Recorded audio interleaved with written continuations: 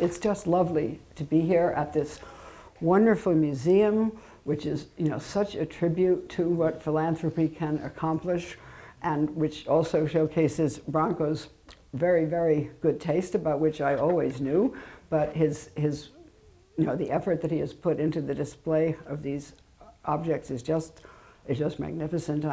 I'm very grateful to Branko for inviting me down here, and to the museum for funding this magnificent event, and to Iris, who made sure that I actually got here on an airplane, and to Scott, who took me around Ybor City last night, and we had an absolutely marvelous time. And it's just great to be here, and I'm going to talk at you for a while about the ancient Athenians. And when we first encounter the Greeks, they're ruled by strong men, people we call, for lack of a better word, kings. Not a very good word, but there was Agamemnon in Argos, or maybe he was in Mycenae. There was Menelaus in Sparta. There was Odysseus in Ithaca. And the job seemed to be largely hereditary, although from all those obnoxious suitors who were trying to marry Penelope that it wasn't entirely hereditary, but it was a fluid system. If we fast forward several centuries, we see that the supreme power in Athens, along with many other Greek states, is vested in an assembly of adult male citizens. Demokratia, they called it, people power. It wasn't grounded in any sense of universal rights, which was not a Greek concept. Women had no civic rights, neither did immigrants. And when we add in the large number of workers who were enslaved, which is probably about 30% of the population, it becomes clear that voters were only a small fraction of the inhabitants of a Greek state. The early Americans, who had proclaimed in their Declaration of Independence from England that all men were created equal, something that no Greek ever seems to have said or thought in the ancient world, the early Americans were even more restrictive than the Athenians. A key principle of Athenian democracy, which was that rich citizens and poor ones should be able to participate in the political process, even men so poor that they own land, this was basic to Athenian thinking. This was not true in the first generations of the fledgling republic in the New World. In America, the founders withheld the vote from landless men on the grounds that those who worked for someone else instead of working on their land would be so beholden to their employers that they would have to vote as they were told. Greeks thought it was a terrible thing for somebody to own no land and be forced to work for pay in a factory or hire on as a farmhand on someone else's property, to have a job, like me. So it's really remarkable that despite the Greek horror at the idea of being landless, democratic Athens permitted these lowly men to vote in the assembly and sit on juries, and in time, all the offices of the city were open to them. It was they, after all, who rowed the ships of the navy that made Athens queen of the sea, and there was no doing without them. Just as Rome was not built in a day, neither was the Athenian democracy that granted the vote even to the very poor. Let's have a look at how that happened. At some point, around maybe 725 BC, we don't really know, the monarchy was abolished in favor of a board of 3 officials called archons, first citizens. Not long afterwards, 6 judicial officials called thesmothetai, layers down of rules. They were added, making up a governing body of 9. And these 9 were elected from candidates who came from the small circle of wealthy and well-known families known as the eupatrids, literally people with good fathers. Originally, they served for life, but in time, to avoid their power becoming entrenched, they were elected for 1-year terms. Limiting terms to a year was going to be a key element in the democratization of Athenian government as it moved forward over the years. The archons did not govern alone. They worked together with the council that met on the hill, the Pagos, it was called, sacred to the war god Ares, and was called for that reason the hill of the Areopagus. In addition, citizen males participated in the public assembly. We don't really know exactly what the public assembly did at this time, but we do know that policy was made primarily in the council of the Areopagus by the aristocratic eupatrid families. Tradition told how around 620, a man by the name of Draco established a law code for the Athenians that was singularly severe, hence the English word draconian. The 4th century orator, Demetes, quipped that it was written not in ink, but in blood. Draco is the Athenian word for snake or serpent. There were also rumors that the law code had been made up by a snake, but we'll get back to that or not. Significantly, Draco had these laws written down. This encouraged magistrates to abide by fixed principles in executing judgments. This was a very important development in a society in which all judges were going to be coming from aristocratic families eager to protect the privileges of their class. But the problems facing the Athenians were economic as well as political. And Draco didn't do anything to address a very serious economic crisis that was threatening to result in violence. This was a big problem. What happened was this. There were many poor sharecroppers in Athens, men who owed a portion of their produce to landowners. Many of them were hopelessly in debt, and tensions ran so high that it began to look as if civil war might break out.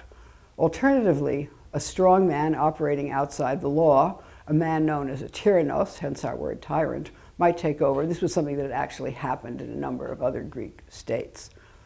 Anxious about this prospect, Athenians of all social classes united in selecting a man with a reputation for wisdom to address the problems that beset them.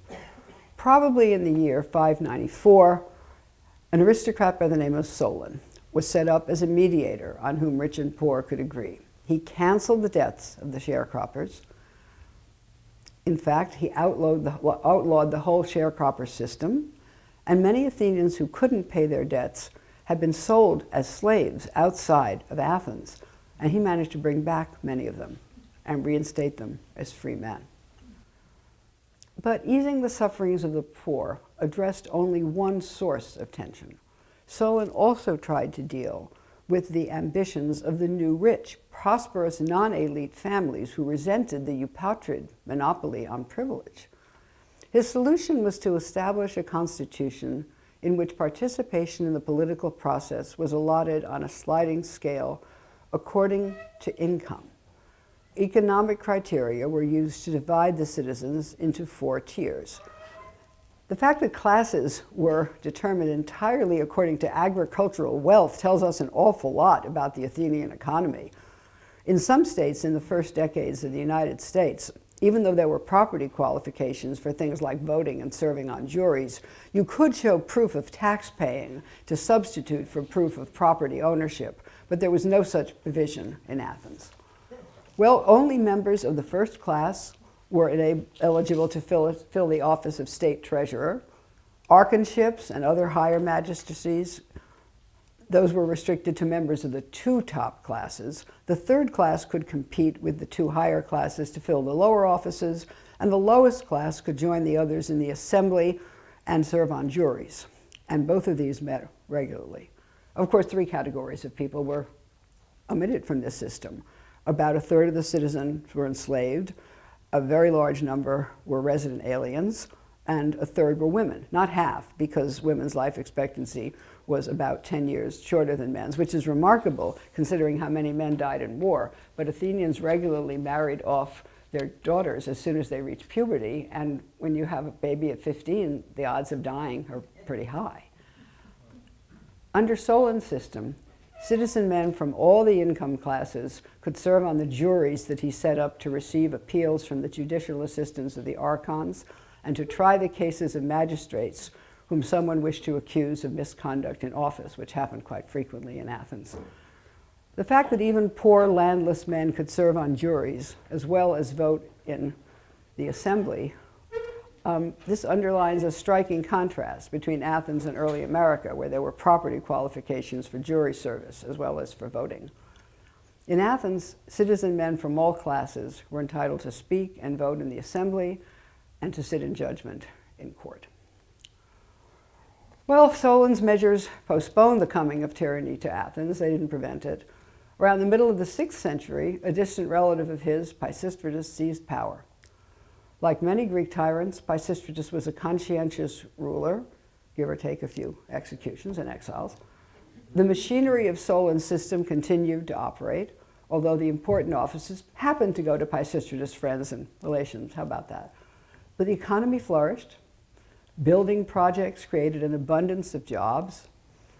But after Pisistratus' sons were gotten rid of, the Athenians were fortunate enough to find another passionate reformer, this one with a commitment to break the power of the aristocracy once and for all. This was Cleisthenes, and he set up an extraordinarily innovative system designed to involve as many of the citizens as possible.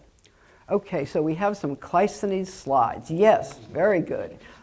Okay, Cleisthenes here. His methods were really very ingenious. The Athenians had always been divided into 4 tribes. He now created 10 completely artificial tribes. Those people were so not related to each other. And it was a very inventive basis. He divided Attica into 3 areas. You see the city, the hills, and the coast. And they took, each area was divided into 10 thirds called trities. And he took 1/3 from each of the 3 regions and created a new tribe. I think we should move forward to the next slide. Okay, so you see there are these little neighborhoods all together here. And he takes a bunch from here and a bunch from here and a bunch from here. And these people had never even met each other half the time. And he created these new tribes. So this was going to break the associations that people in particular neighborhoods had with the big landowners in their area to whom they were very beholden, people whose land they might need to access in order to go to religious shrines. So these new tribes, who were totally fake, formed the basis of the creation of a new council, the Council of 500, with each tribe sending 50 members, chosen by lottery for 1-year terms. So along with short terms and the use of the lottery, the Athenians were able to keep power in the hands of the people and to prevent the development of a bureaucracy and a ruling class. The council's chief functions were to prepare business for the assembly and to manage financial and foreign affairs. But 500 was a very unwieldy number. So each tribe would represent the whole council for 1/10 of the year. The army was also reorganized on the basis of 10 tribes, with each tribe electing its officers, including someone they called a strategos, from which we get our word strategy. A strategos was a chief general / admiral. And unlike archons, the strategoi could be re-elected repeatedly, so that in time the board of 10 strategoi became the most prestigious executive body in Athens. But not the highest power, because the highest power was always the assembly. Well, as you know, shortly after 500, the Persian king Darius decided it would be cool to conquer Greece. Greeks didn't agree. And led by their 10 generals and backed by their allies from Little Plataea in the north, the Athenians defeated Darius's army on the plain of Marathon, north of Athens. And they perceived this as a victory not only for their army, but for their democracy. They also decided that their government needed a little more tweaking, because the Persian threat had made clear that the really important people in the government were the 10 strategoi, not the archons. And from then on, they started electing archons by lottery, which of course decreased their prestige and increased that of the generals. Well, the Persians came back, but once more they were repelled. Think Battle of Salamis. And the Athenians persuaded many of the other Greek states to form a naval alliance under their leadership, both for defense against future attack and to take vengeance on the Persians. And the allies paid tribute into the Athenian treasury. The Athenians used much of it to pay citizens for holding public offices and serving on juries, something that enormously increased popular participation in the workings of government and the administration of justice. Further reforms transferred more and more cases from the Council of the Areopagus to the popular juries. And we need to remember that these juries were really big. Typical numbers ranged anywhere from 201 to 1,501, so you have to have an odd number to prevent a tie. I can't remember the last time I served on a jury, but jury service, for which citizens were paid much more than they are today, was a really important part of Athenian life. It was an important part of being an Athenian citizen. The bronze plate given to each Athenian to use in the lottery that assigned citizens to different jury panels. Yes, they used a lottery even here. These bronze plates were so much a part of a citizen's identity that Athenian men often were buried with their bronze allotment plates. You know, in heroic times, a Greek aristocrat would be buried with his weapons. Now, a 4th century Athenian might be buried with his allotment plate. Financing the business of the state wasn't entirely a matter of using the tribute from the allies. Athenian citizens also contributed big time. In 1778, John Adams proclaimed that majority rule was out of the question in the new nation under construction, as it would surely occasion the 8 or 9 millions who have no property usurping over the rights of the 1 or 2 millions who have. Taxes, he feared, would be laid heavy on the rich and not at all on the others. And indeed, this was standard procedure in Athens. The only Athenians who paid taxes on their income belonged roughly to the top 1 or 2%. And periodically, in times of need, a proportional tax known as the aisphora was levied on the wealthy by a vote of the assembly. And every year, the board of 10 strategoi assessed responsibilities known as liturgies on the wealthiest citizens. I know it sounds like it should have something to do with religion, but it does not. Dozens of these liturgical assignments were made every year. Religious festivals, dramatic productions, naval forces, all of this was paid for by the rich, and quite willingly, because they knew that what was good for the state was good for them. Greeks were naturally competitive, and what better to do than to channel this rivalrous temperament into competing to do the most for the community? The Athenians took care to harness the resources of the rich by establishing these liturgies. They were major outlays, such as, for example, training a chorus for a dramatic performance like Oedipus, or financing a delegation to a religious festival in another state, or maintaining a warship and training its crew. We'll be looking in a little while at monuments that the Athenians put up to celebrate their liturgies. Over 100 were assigned every year, and people took pride in their contributions to the public welfare, contributions that performed many functions, supporting the state, enhancing one's prestige, and serving as important defensive weapons when taken to court. Now, taken to court is very interesting because the Athenians were not only very competitive, they were also very litigious. I mean, they were phenomenally litigious. Courts were in session around 200 days a year. Indeed, pretty much every day not devoted to a religious festival. In Aristophanes' play The Clouds, the protagonist Strepsiades, when Athens is pointed out to him down on earth, replies, "Athens? No way, I don't see any courts in session." Given the litigiousness of the Athenians, it was immensely helpful to remind jurors of these acts of generosity if they were brought to trial. The Athenian judicial system knew no rules of evidence, and absolutely anything the defendant thought could be useful was admissible in court. The surviving speeches of the orators provide numerous examples of defendants putting forward their liturgies as testimony to both character and patriotism. It was illegal in Athens to uproot an olive stump, and a beleaguered defendant accused on such a charge was very quick to introduce his liturgies. He says, "I was more zealous than required in performing all the duties laid upon me by the state, in exercising the trierarchy, in contributing to war funds, in having choruses trained for dramatic performances." Some men were so zealous that they performed trierarchies unasked.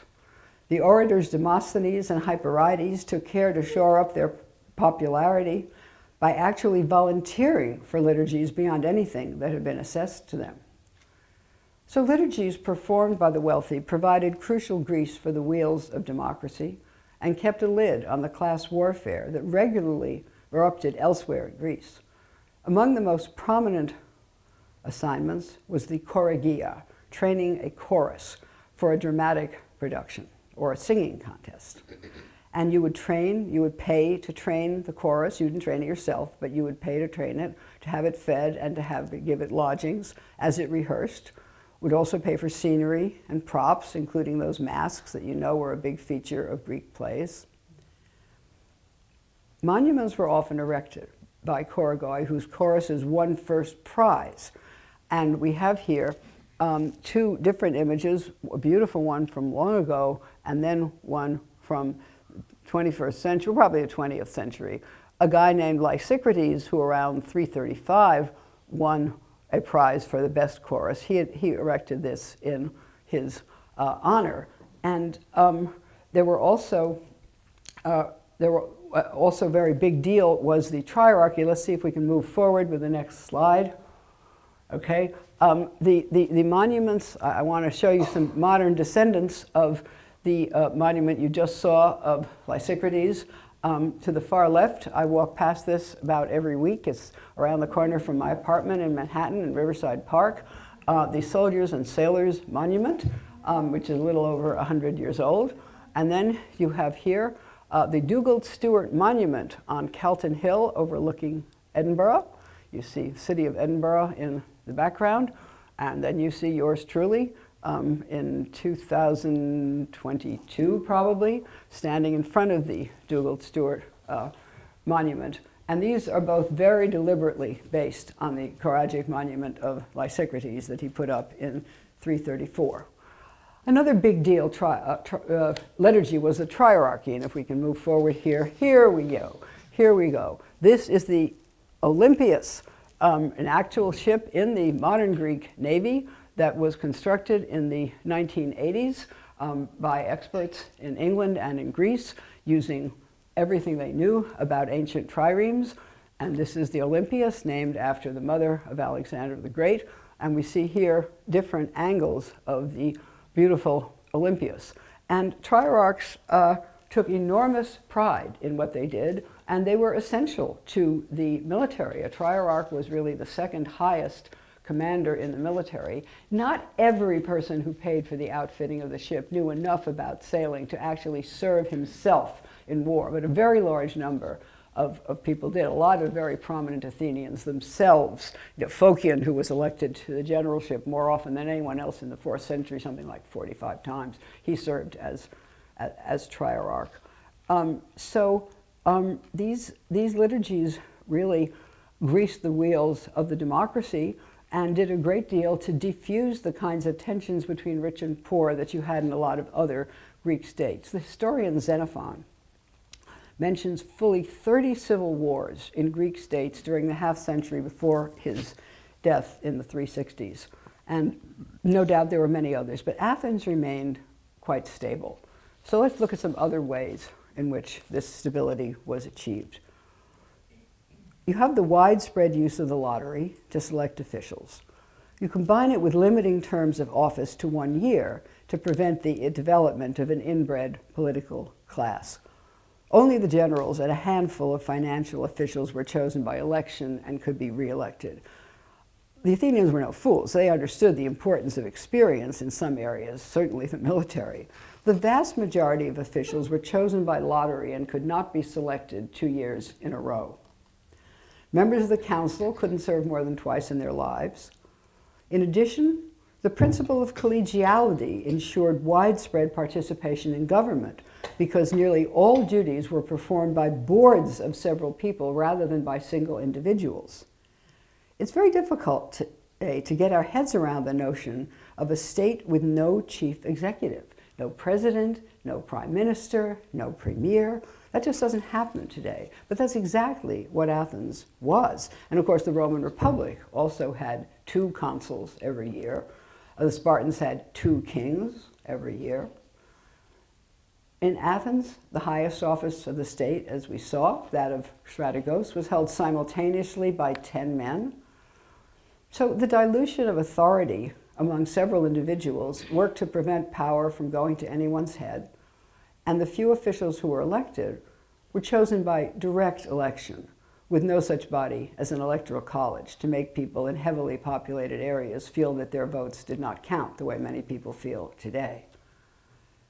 But it wasn't the officials in whom the highest authority was invested, but rather the adult male citizens sitting in the assembly and on the juries. Plato and Aristotle were both very critical of democracy. They believed that this system placed too much power at the bottom, but the Athenians worried about too much power concentrated at the top. For this reason, they instituted a very rigorous system of accountability. It's really striking when you think about it. The Athenians should have been so determined to hold officials accountable, even though they nearly all had one-year terms. But all officials were subjected to rigorous scrutiny, both before entering their terms of office and on leaving them. And in the meantime, while they were in office, votes of no confidence were frequently proposed in the assembly. So the devices the Athenians deployed to ensure that power remained in the hands of the voters were quite effective. Given that no man could serve on the council more than twice in his life and that terms lasted only a year, a significant proportion of the voters participated in that at some point over their lifetimes. And of course, there were hundreds of additional offices that needed to be filled. The well-oiled machinery of accountability reminded officials constantly that they were servants of the people at whose pleasure they served. Impeachment was in no way regarded as an anomaly or even an embarrassment. The most prominent Athenian leader of the 5th century, Pericles, was impeached, deposed, and fined when the war with Sparta wasn't going well. And then at the next elections, they decided maybe he wasn't so bad. They returned him to office. It wasn't at all unusual for a politician who had been impeached to continue to play a role in politics. At the conclusion of his term of office, moreover, every outgoing official had to undergo a scrutiny at which any disaffected citizen might bring charges.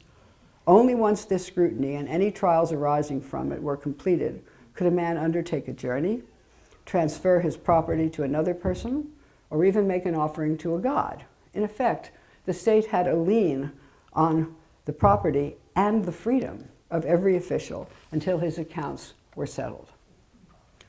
Well, recoiling from the power that Athenian democracy placed in the hands of the poor, the founding fathers of the United States took Athens as primarily an anti-model. On the other hand, 19th century defenders of slavery found Athens a very congenial model indeed, since it seemed to lend a mantle of legitimacy to an unspeakable practice. After a honeymoon period in which democracy was idealized as the only legitimate form of government, now at the outset of the 21st century, new perspectives on Athens are evolving. For some, the exclusion of women and the existence of slavery obviates any notion that the Athenians should get credit for their so-called democracy. For others, the alliance of American democracy with a capitalism that often proves heartless to the less fortunate has raised some troubling questions about democracy itself. Despite its small size, I think classical Athens offers valuable guidance for tempering current difficulties in both the United States and elsewhere by adopting and adapting the selection of some officials by lottery, direct election by popular vote of elected officials, a rigorous system of accountability, and the fostering of civic and community values. Let's think about some things one could do. Okay, can we go back to the previous, yeah, let's stick with that, yeah. I am a visual idiot. If it weren't for Bronco, there would be no images on this screen. My granddaughters keep telling me, Grandma, PowerPoint is easy. Yeah, you're 12. No, I wish my grandchildren were 12. My youngest grandchild is 19. It's pathetic. They're grown-ups, but they know this crap, and I don't. Anyway, the selection of the majority of officials by lottery is one thing we can do. The dilution of power among several officials serving on boards rather than the concentration of power in the hands of an individual, a rigorous system of accountability, the insistence on short terms of office, generally non-renewable, direct rather than indirect election of officials not chosen by lottery, the maintenance of a system establishing voting units that broke down party loyalties rather than capitalizing on them, the mitigation of conflicts arising from economic inequality. It's perfectly possible to incorporate some lottery element into modern governance. It's actually been accomplished in a variety of ways throughout the world. Councils of citizens have aided in the resolution of difficult political issues in Iceland, Belgium, England, Ireland, Canada. Since the end of the 20th century, lotteries have been employed by both private companies and governments to harness the collective wisdom and distributive intelligence in citizens' assemblies. Legislative bodies selected by lottery would go a long way towards eradicating the disjunction between the popular will and the law. Although sometimes drawn up by committees, Athenian laws were debated and voted on by the assembly. Of course, the size of the United States militates against a practice like this, but lottery could produce bodies much more representative than the American Congress, bodies that could debate and vote just like the Athenian assembly. The selection of deliberative bodies by lottery, combined with brief terms of office, can work to counter, at least to some degree, the development of a distinct political class separate from the electorate at large. And the more people who participate in government, the more widely civic discourse is spread. Let's move to the Jeff Miller slide. Okay. Jeff Miller, a political science at State University of New York in New Paltz, a town, may I say, with truly superb burritos. Jeff Miller points out in his study of Athenian democracy and its modern relevance that the active participation required of citizens places them in an engaged stance relative to the public sphere, and he proposes a useful parallel: students in the college classroom. If the instructor lectures for an entire class period, students' attention will flag. Tell me about it. And they are not likely to engage with the material. But when the instructor asks questions throughout, students respond very differently, actively listening and considering their own response, always anticipating a question from the professor or one of their colleagues. Similarly, Miller concludes, the potential of holding public office helps reorient the citizens to the public sphere and drives feelings of engagement. At the same time, some offices could certainly remain elective, as did the office of strategos in Athens, chosen by all adult citizens, automatically registered at birth. Mechanisms for automatic registration now exist in nearly half the American states and could easily be extended to the others. It's intriguing to speculate how a decision-making body chosen by lottery might be instituted in the United States, but some parallel system would definitely move government in a more democratic direction. The replacement of individual officials with collegial boards is an interesting thought. What if cabinet positions involve not individuals, but boards of several men and women? Normalizing accountability proceedings as a regular part of life would also be a great step forward in a society that tends to recoil from impeachment on the grounds that it's divisive. Regular votes of confidence would certainly help, not only for heads of state, but for all members of Congress.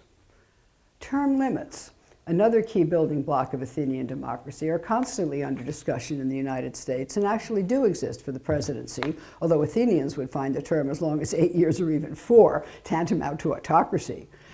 Like the Second Amendment guaranteeing the right to bear arms, the lifetime tenure of Supreme Court justices was approved in a very different world from the one in which we live today. The founders never imagined people routinely living into their 70s and beyond. In 1788, when the Constitution was ratified, the life expectancy of a man, and the founders certainly did not anticipate any female justices, the life expectancy was a man was under 40, which is even lower than classical Athens, where it was 43. With advancing longevity, the advisability of lifetime tenure on the Supreme Court has increasingly been questioned. Every day, more than 10 children are killed by guns in the United States. Most Americans are supportive of gun control. A recent survey undertaken by Florida Atlantic University found that most Florida voters want stricter gun laws. 87% want universal background checks. 78% support raising the minimum age to purchase a gun from 18 to 21. People in most other states feel about the same.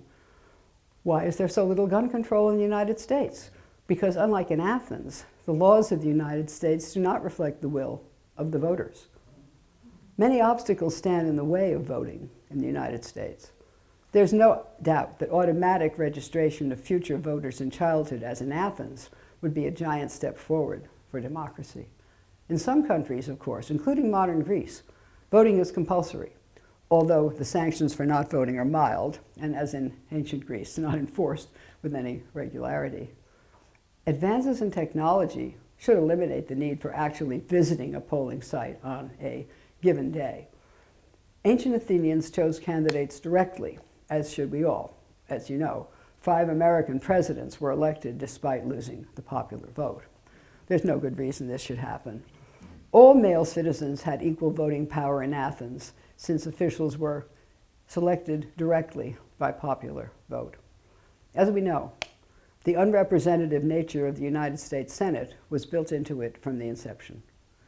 Because the founders determined that each state should be represented by 2 senators regardless of population, the Senate accords disproportionate power to men and women in thinly populated states. Through his or her senators, senator being a word borrowed from the Romans who had no interest in democracy, a citizen of the state of Wyoming holds about 35 times the power of a citizen of Florida.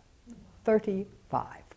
Hey, I'm lucky because it's not so bad where I live. A citizen of Wyoming only has 32.5 times as much power as I do, so hey, I'm good.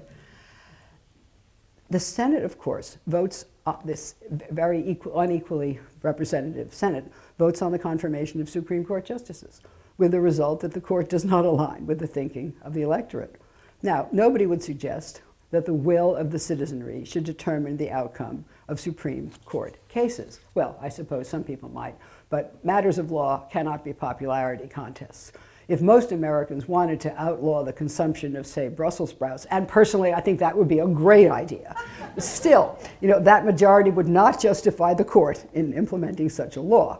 The problem arises from the strikingly undemocratic manner in which the justices are selected by men and women who neither represent the electorate nor are all schooled in matters of law.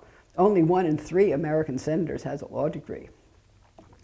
Plainly, there are obstacles in a pluralistic society like ours to implementing strategies employed by the Athenians.